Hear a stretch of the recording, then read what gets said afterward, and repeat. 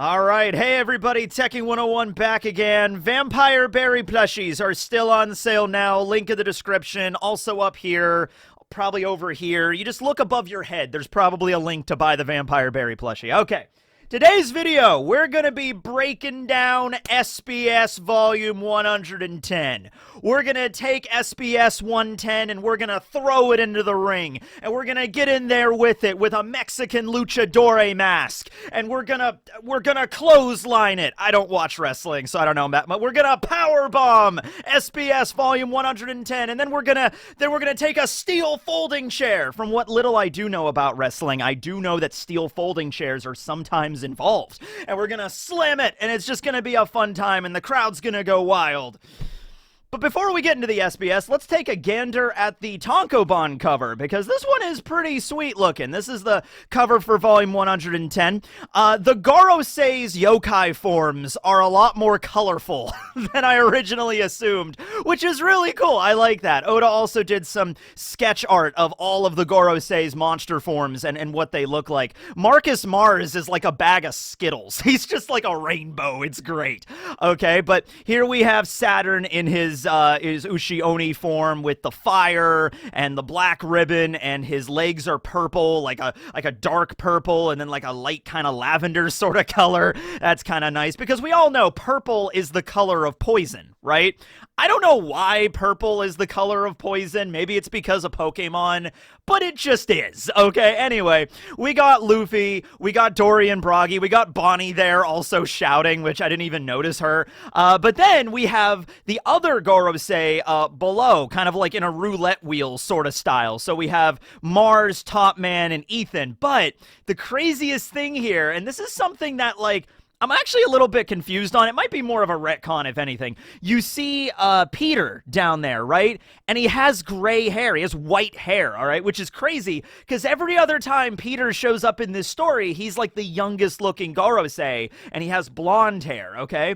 Now, I would say that, like, oh, well, maybe Oda always intended him to have white hair, and it's just the anime department just messed up. Well, they've been messing up for a long time, because Peter's been showing up in the anime for, like, over 20 years at this point.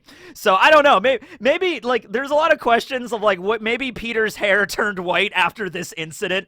Maybe it was blonde up until now, but like, oh god, oh, we gotta go to Egghead, we gotta fight against, oh man, Vegapunk's releasing the message. Maybe during Vegapunk's message, that's when Peter's hair, it'll turn white in the anime. We'll have a scene with that happening.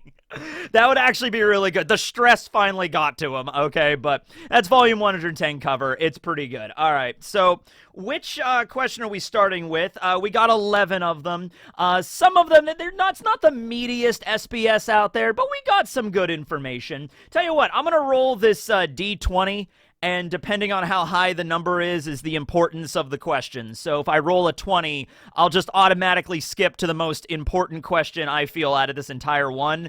And if it's a lower number, I'll talk about something not that, relevant. So let's just roll this D20, see what we get here.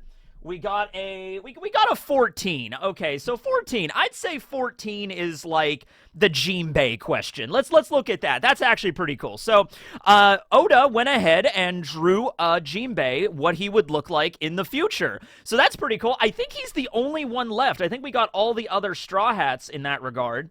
So yeah, we got Jinbe here. Now remember, Jinbe is already in his mid-40s. Jinbe rocks the dad bod, right? So Oda drew him what he would be in the good universe at age 60, and then the good universe at age 80. And then he did the same thing for the bad universe, okay? So here we go right here. We have the four faces of Jinbe. All right, so in the good universe at age 60, Jinbe he's actually really rocking the salt and pepper hairstyle. Right now, Jinbe just has like 2 streaks of white hair, and he styles it pretty well. At age 60, he's just going full, like, it's like black hair, white hair, just like styled really cool.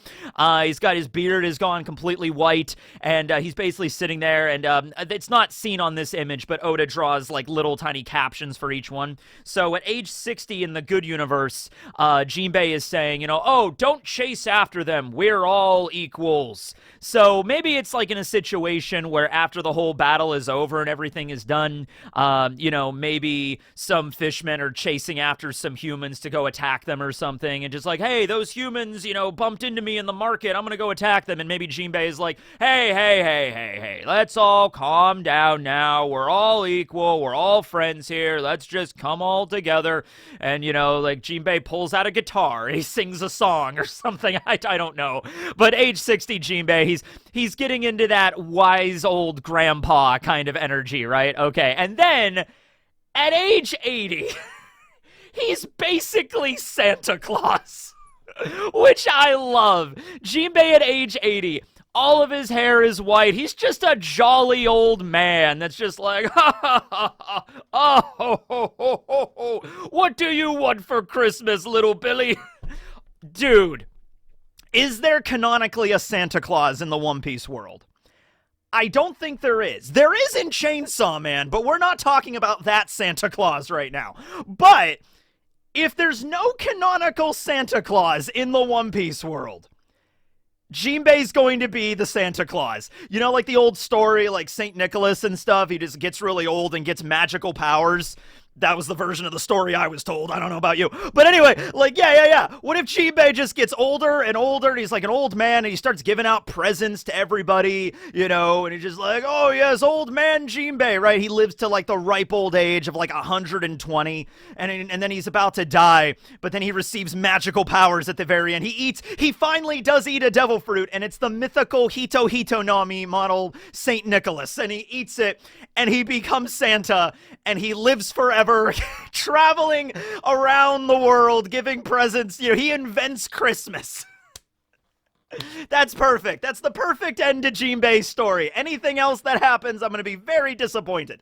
Okay, so then we have the bad universe. We have evil Jinbe, which, I gotta be honest with you, evil Jinbe at age 60, I kind of want to see this guy as a villain. Like, if the Straw Hats ever go into, like, a parallel dimension, which One Piece has tackled, like, every other trope imaginable, like, time travel exists, aliens exist, so many other things are tackled in One Piece, like, parallel universe, evil Straw Hats, like, I'm honestly kind of surprised they haven't done that already. But, like, to be honest with you, I guess the fake Straw Hats, but that doesn't really count. So anyway, though, wouldn't it be cool, though, if somebody had some kind of, like, alternate dimension devil fruit ability where they could, like, pull characters out of another world or another reality, and they take evil Jinbe out of that reality? You will now face evil Jinbe. And so, dude, this guy's outfit is awesome, right? He's got, like, giant spikes on his collar, and his hair is all wild and crazy, and he just has this, like, crazy face of just, like, rah! And what he's saying is, kill all humans, rah!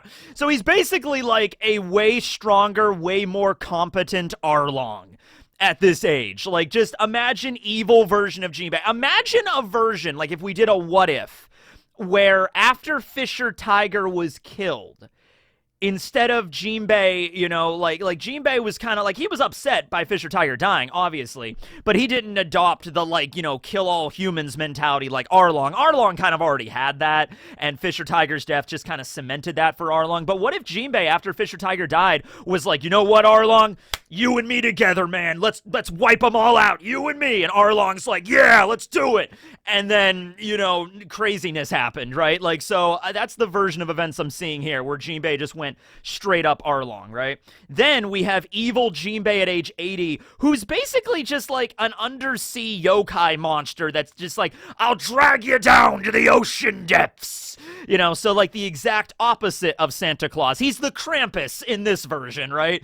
So yeah, he's just an angry old man that's at the bottom of the sea, and just like, he's like, yeah, I see you swimming, I'll drag you down into the abyss. Rah! He's like, I've lived a rough life.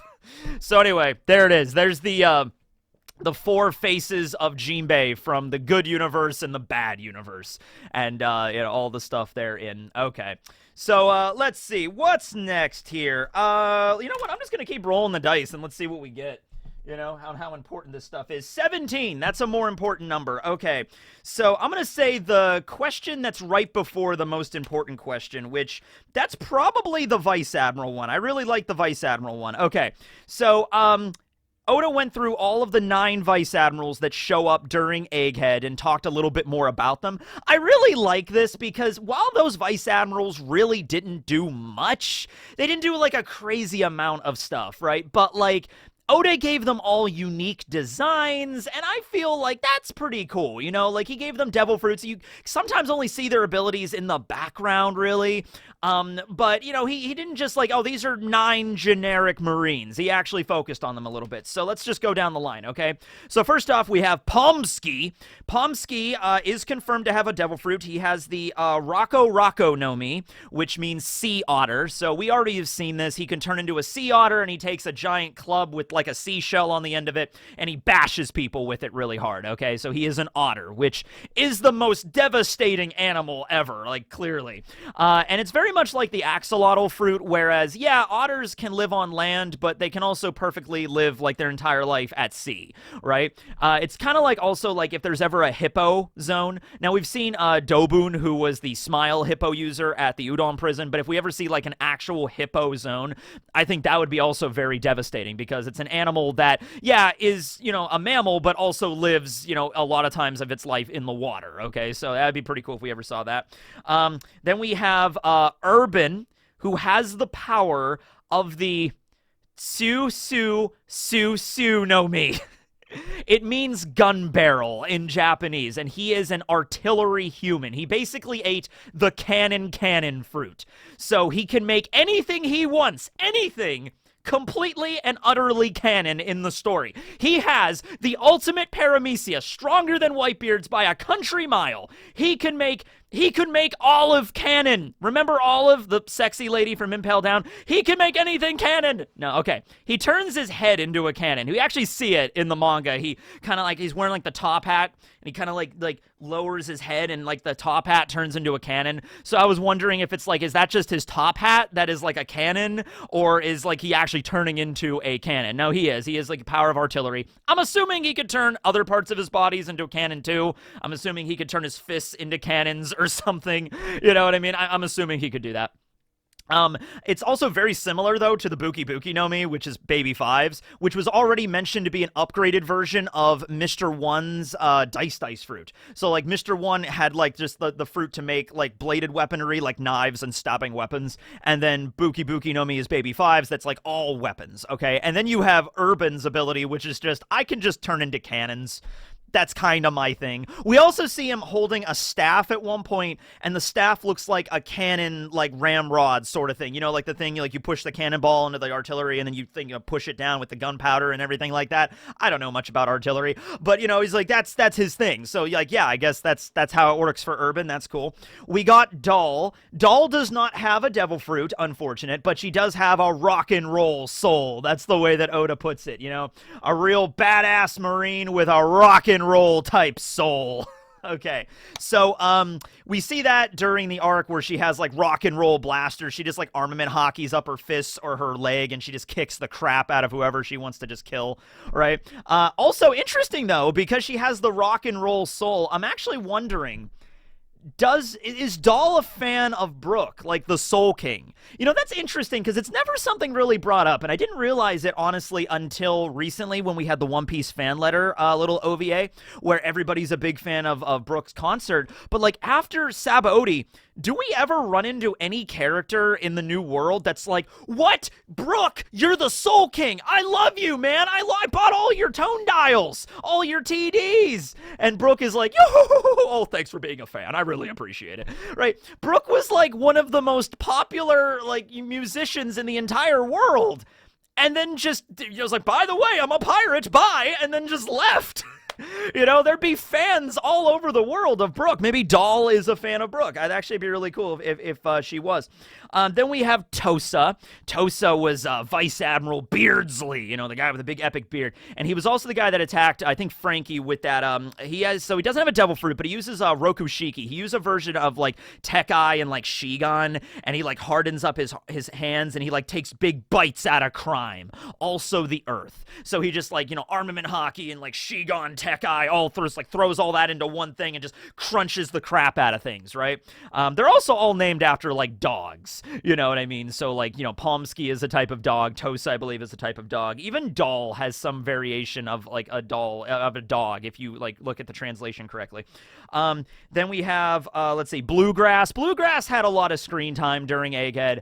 She's the older lady. It was mentioned that she's like an older sister to Osuru. So Osuru is the great staff officer. So she's even older than Osuru. Osuru is like the same age as like Garp and Sengoku. They're all like in their mid to late 70s. So maybe Bluegrass is only like her 80s because she does look like really like a shriveled up old lady. But she has the power of the Nori Nori no Mi, which is the ride fruit. And we already saw that. Basically, though, the way Oda describes it, it's kind of interesting the way he explains it. He says that anything within her hockey range. So this is Oda, like, specifically mentioning, like, hockey range with a devil fruit power, which is pretty cool. He doesn't usually do that. And anything in this range that's a living thing or even an object, she can turn into a vehicle.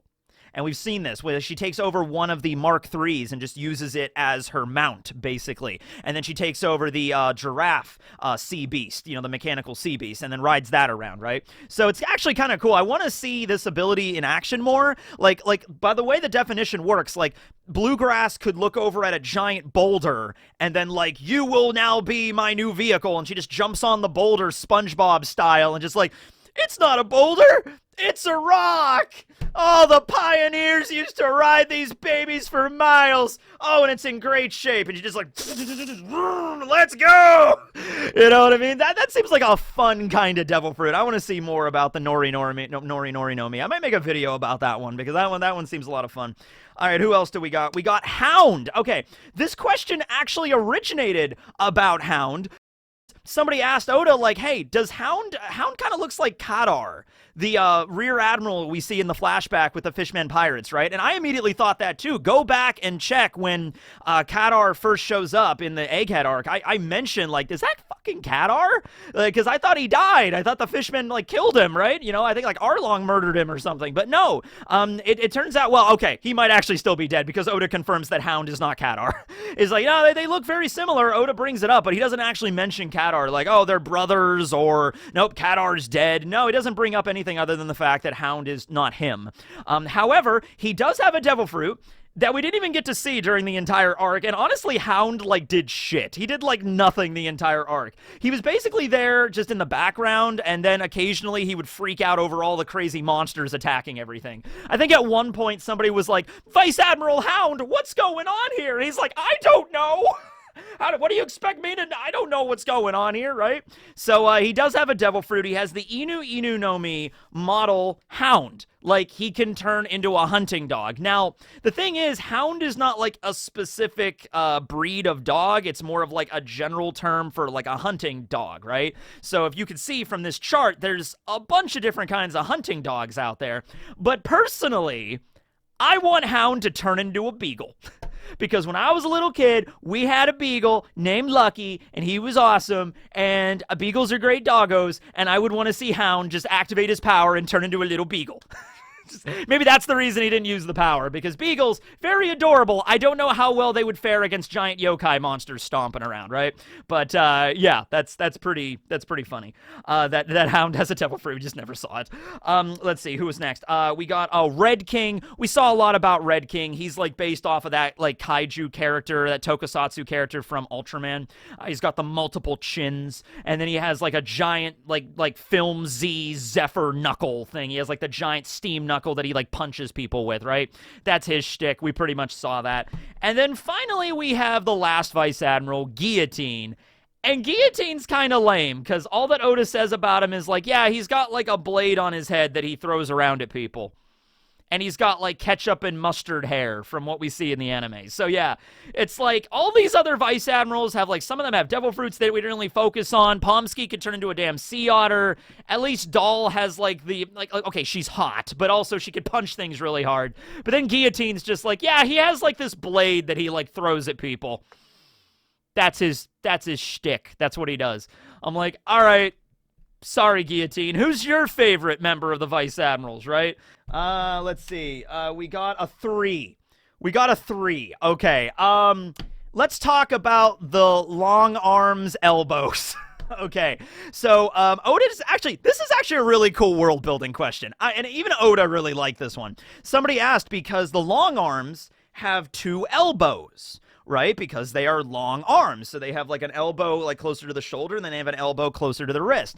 And somebody was like, do they have different names for the elbows in like long arm culture? And Oda was like, you know what? I really like this question. So the elbow that is closer to the wrist is the friend elbow, and the elbow that's closer to the shoulder is the love elbow. Or like the lover elbow. So that kind of makes sense. It's kind of like a play on like, okay, when it comes to like long arms maybe greeting one another, if they're just like friends, like casual acquaintances, maybe there's some kind of like handshake or like arm thing where you like, you know, meet at like the shoulders or at the elbow, like right here. And if you're just friends, it's just the first jointed elbow. But then if you're like really close, like if you're dating or if you're like a married couple or something, you greet each other with the lover elbow. Just don't confuse that, because that leads to like awkward situations, right? So, yeah, I kind of like that one. I wouldn't even say that's an irrelevant question. I like that as like world building a little bit. Now we need to know more about the long legs and how they greet one another. How does Smoothie greet another member of the long leg tribe? Yeah, I'll leave that up to your imagination. All right, rolling the dice. What do we got here? 9. So, like, kind of right in the middle. Okay, what's a question that's, like, right in the middle?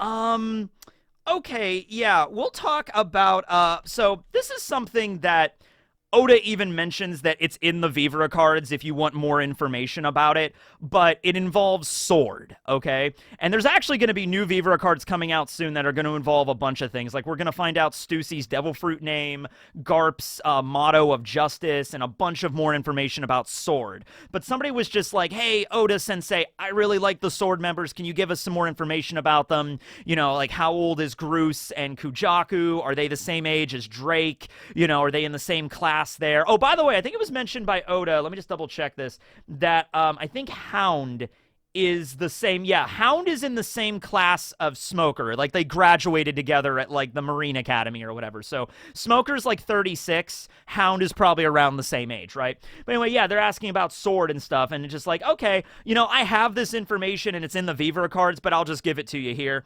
So, Drake is 33 years old. Fairly certain we already knew that because he's a member of the Worst Generation. Kujaku is 26. Prince Groose is 29. Kobe is 18. We already knew that. Helmeppo is 22. And Hibari is 17. Now, what's interesting about that is in the flashback, just actually in the last episode of the anime, like the last episode before fan letter, before we go on the break, like the 6-month break, we had the adaptation of when Kobe was being taught that lesson by Garp at the Marine Academy, right? And he's like, oh, you know, if you're in the ship and you can only fit 2 people and there's a baby and an old man, which one do you leave behind, right? Okay, we see that class back when Kobe was like at the like pudgy Kobe back when he was like 16, and you see Prince Groose in the background there wearing, like, Marine cadet attire. So Kobe would have been 16 there, like he's in high school, but Prince Groose would have been 27. So either, there's a couple of options here. Either Prince Groose joined the Marines at age 27 and was just so damn skilled, because remember, Kobe went from chore boy to captain in 2 years. That's pretty impressive. So if you train really hard and if you get really powerful, they will promote you to wherever you need to be. So Kobe went from, like, literally nobody, like a random civilian, to a captain in the Marines in 2 years. Pretty impressive. So Prince Groose going from, like, seaman recruit all the way up to rear admiral in 2 years? Like, sure, I'll buy that. So that could have happened. It's also mentioned because people were asking Oda, like, hey, Prince Groose, so he's the prince of a kingdom, right? Like, he's royalty, right? And Oda's like, no, he's not royalty. He's just some rich kid.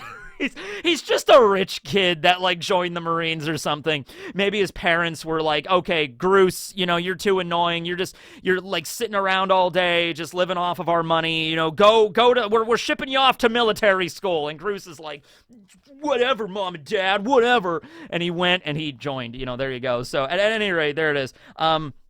And Kujaku is the granddaughter of Suru, so that maybe makes a little bit more sense of how she was able to rise through the ranks, and she had, like, probably specialized training growing up, kind of the same way that, like, Garp trained Luffy, you know, trained Luffy, threw him into a jungle at, like, age 4, training, I mean, like, yeah, but whatever. So there's that, yeah, that's pretty much all about Sword. I mean, we also get their heights, how tall they are. Who's the tallest? Drake is the tallest. He's 2 meters tall, 2.3 meters tall. Groose is 2.05 meters tall. Yeah, that's it. I mean, like, there's going to be more stuff coming up soon with the Viver cards, so we'll hang off on until that, and I'll make a video about that as well. All right, next one. What do we got? We got another 3. Okay, another 3. Here's Chibi Yamato. So Yamato was a kid when he ate the mythical zone, the Inonomi model Okuchi no Makami. That was what it was, you know, the mythical wolf deity, right? So somebody was just like, oh, what did Yamato look like, you know, as a child in, like, the wolf form and everything? And so Oda drew Chibi Yamato. So there it is. All right, rolling again. What do we got? 5. Okay, 5. I think we're running out of, like, the less important questions. We could talk about Luffy's dick, because that's a question. So somebody was like, okay, well, hey, Luffy, when he goes into Gear 5th, he makes himself giant-sized. How are his clothes growing with him? And this is something, you can tell this is somebody that has just recently started watching or reading One Piece, because this is something Oda addressed, like, way back, you know, when, like, Buggy was, like, separating his body and stuff like that. So it's very clear that the way he explained it back then was way more, like, professionally. He was like, well, you know, if I drew this manga realistically, every single time a character had a devil fruit that allowed them to change size or turn into an animal, their clothing would get ripped off, right? If I was doing it, like, realistically.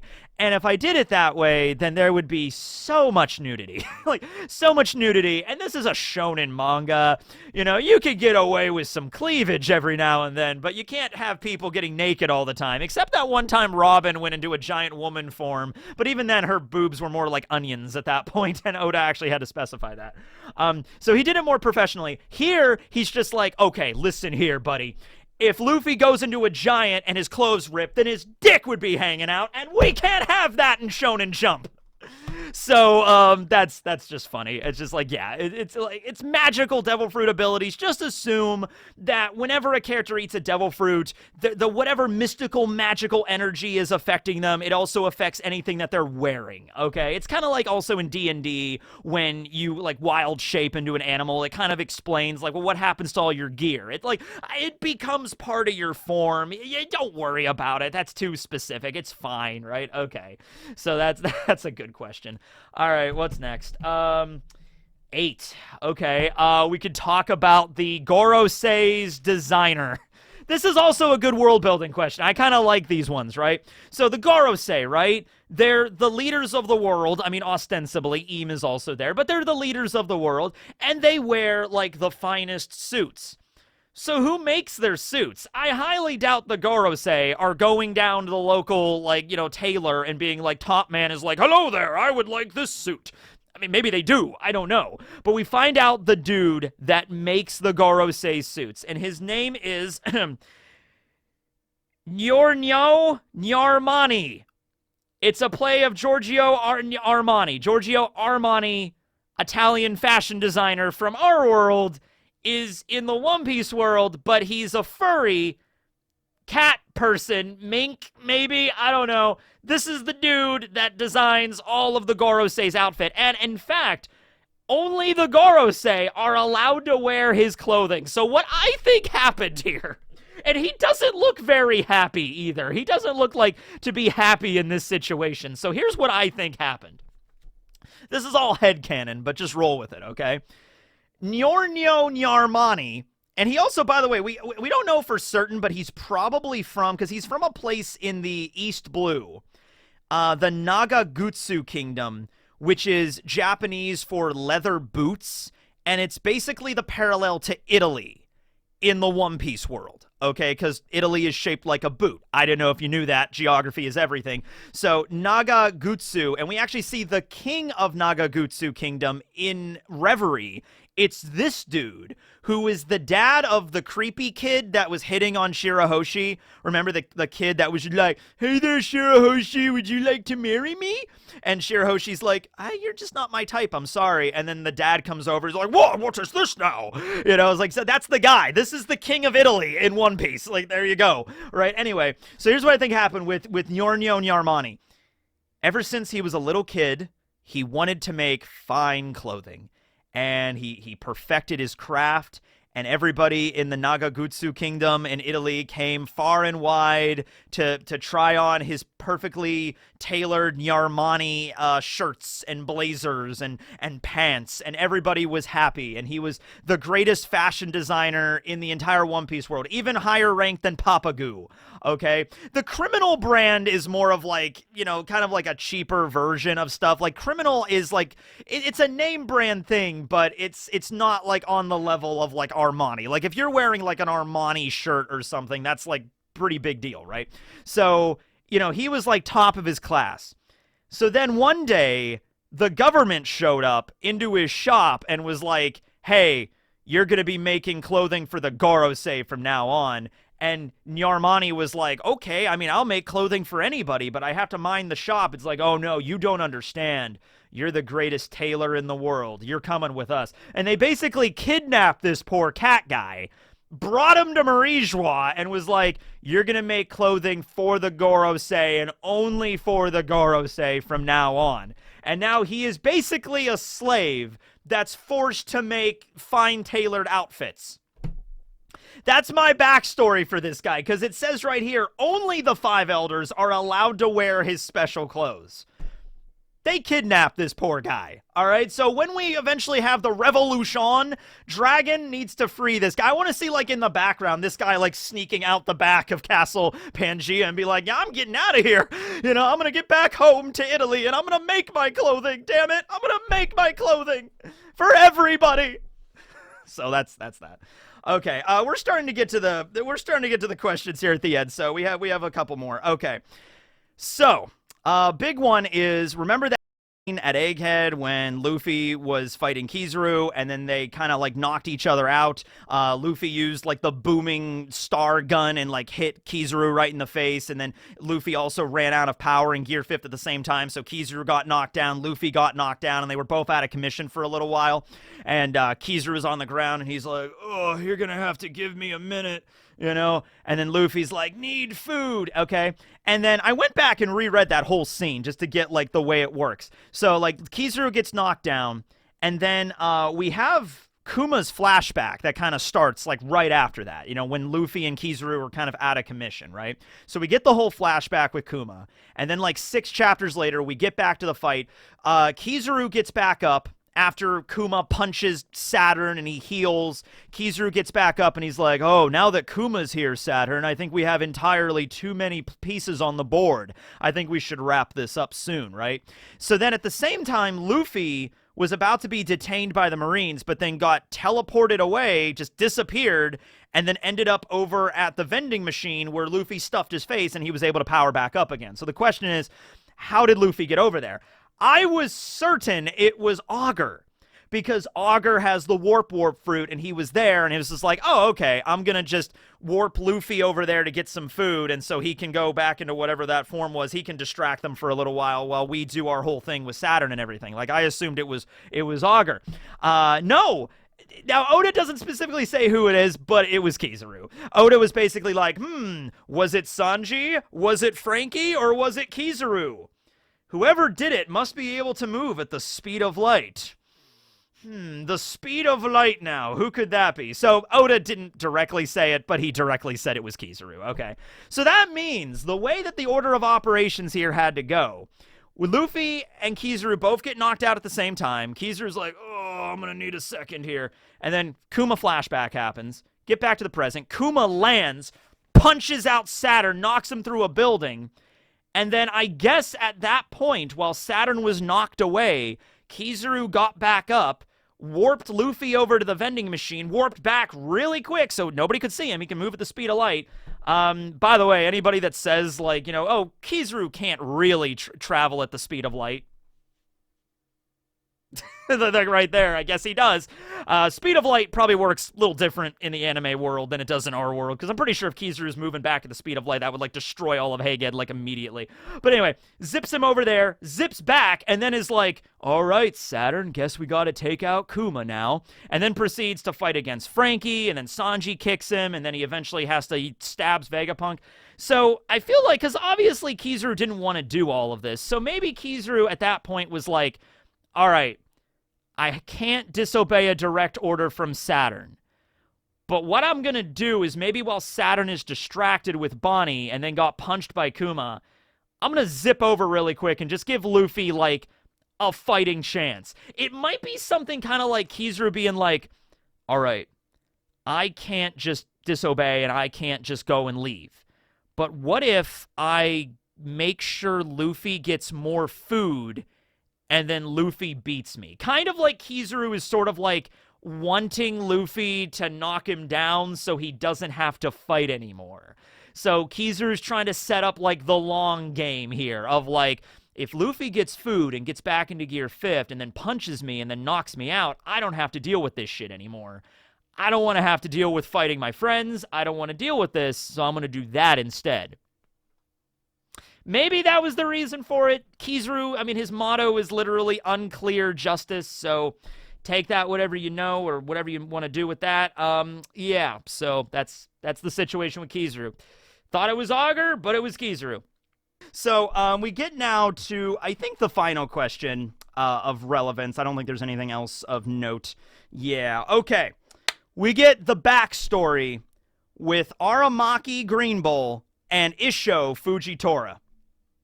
You ready for this? Okay, let's start with Aramaki's first, because his is a lot more brief. So Aramaki hails from the South Blue, from a place called the Taya Kingdom. And so we don't know the official, like, what this place is or what it looks like or anything like that. Just a name has been given. It's in the South Blue.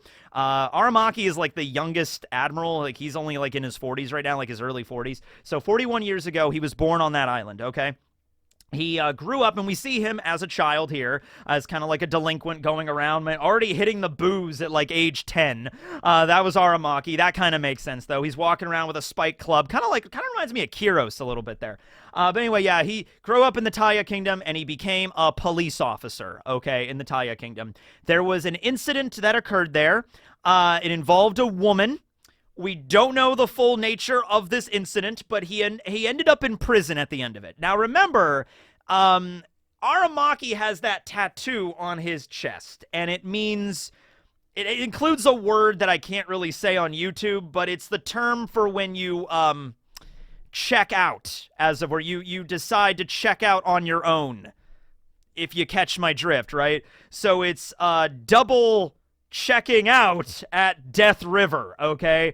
So, and it's a reference, actually a reference to a couple of things, but like, if you've ever watched or read Bleach, I guess not watched Bleach, but we are getting up to that scene pretty close with Shunsui's Bankai. There's a reference there with that. Something happened with him and a woman, and he ended up in jail because of it. I'm assuming the woman died because of the references to, like, it's kind of like a Romeo and Juliet, kind of like we're going to go out together kind of situation. That's kind of what I'm gleaming from his backstory, except, you know, the woman died and he didn't. So maybe like a reverse of Romeo and Juliet, right? Where Juliet takes the poison, but it turns out she was actually alive, but then Romeo really died, and then Juliet decided to check out herself at that point. And, that's kind of the tragedy of Romeo and Juliet. So what if it's like a reverse with Aramaki, where something happened where Aramaki was thought to be dead, and then the woman was the one that, like, maybe threw herself into the river or something, and then turns out Aramaki was still alive the whole time, and so he was blamed for her death, and then he got thrown in prison, okay? Now, the whole reason why they became Marines was because of the world military draft that occurred during the time skip after Akainu took over, okay? So, I originally assumed the world military draft was like an actual randomized military draft that like existed in our world, like in Vietnam, for instance. Like in Vietnam, in the United States, there was literally a lottery where they would draw random lottery numbers, and if you won, you had to go to war. My uncle Rick I don't think he got the number, but it was very, very close, and it was near the end of the war. My dad was too young to fight, but like, yeah, so it was like they had to watch a lottery and be like, okay, 3, 7, 4, 5, 4, you're going to war. And it's like, oh shit, it's like, so I was thinking it was something like that, like a random lottery. No, what I guess it was the military kind of maybe sent scouts like all over the world and was just trying to find really strong civilians to join the government, to join the Marines for this world military draft. So they end up in the Taya Kingdom, and Aramaki's in prison, and is like, who's the strongest guy in this whole kingdom? And it's like, well, that's probably Aramaki. He used to be a police officer, but this thing happened with a woman, and he's in prison now. And it's like, all right, take me to him. And so you just show up, and he's there, and he's like, hey, how about you work for the government? And, Aramaki's like, does it get me out of prison? And it's like, yeah. I was like, okay. And so that's how it worked there. He got drafted into the Marines, and he was immediately promoted to Admiral with a special, like, promotional thing. Okay, probably because, like, they tested his strength. It's like, no, you're definitely strong enough to be an Admiral. Here is the Mori Mori no Mi. It doesn't specify that he had the fruit before or after, but I'm assuming it was after. I'm assuming he was strong enough and the Marines gave him this really strong devil fruit. That's just my assumption, though. I'm not really sure, okay? Next up, we have Fujitora's backstory. We know a little bit more about Fujitora. We've been learning a lot about Fujitora lately. We found out he had a Saijo Wazumono grade sword, and now we get his flashback. Okay, so this is Fujitora as a kid, like around 10 years old, back when he had his sight. He seems like he has the scarf, and he's like, oh yes, I'm a bright-eyed child about to take on the world or whatever. And it's like, oh god, this kid's future is not looking too bright, considering he sees so many war atrocities, he blinds himself, you know what I mean? But this was back in the days when he had hope, well, maybe meeting Luffy also gave him some hope for the future as well, right? Okay, so it was stated, now this is a little bit like, there was a few different versions of this because of the translations and everything, but this is the correct version, I believe so, but it might be inaccurate, so just take this with a grain of salt. Okay, Fujitora was born 54 years ago in the Grand Line. Okay, I think that was mentioned on a Vivara card. All right, he was born 54 years ago. Okay, that's how old he is right now. At some point, he is part of the Aoi Kingdom. Okay, in the Grand Line. And the Aoi Kingdom had a big war going on, and he became the military, like, chief. Now, I don't know what that means exactly, if, like, Fujitora was, like, a 5-star general, which seems to be the case. It seems to be like he was the head of an entire nation's military, which is pretty damn cool and also kind of, makes sense considering, So, he was the head of this military. There was a massive war. I guess the Aoi Kingdom lost and was destroyed, and he was branded as a war criminal. He's like, oh yeah, this is like, Isho, 5-star general of the Aoi Kingdom, lost the war. He's now, like, wanted as, like, a criminal across the world, okay? So, at some point, he managed to, and also this might have been where he blinded himself, right? If he was branded a war criminal and he was part of, like, seeing all the atrocities of, like, war in general, like, he probably just blinded himself there, right?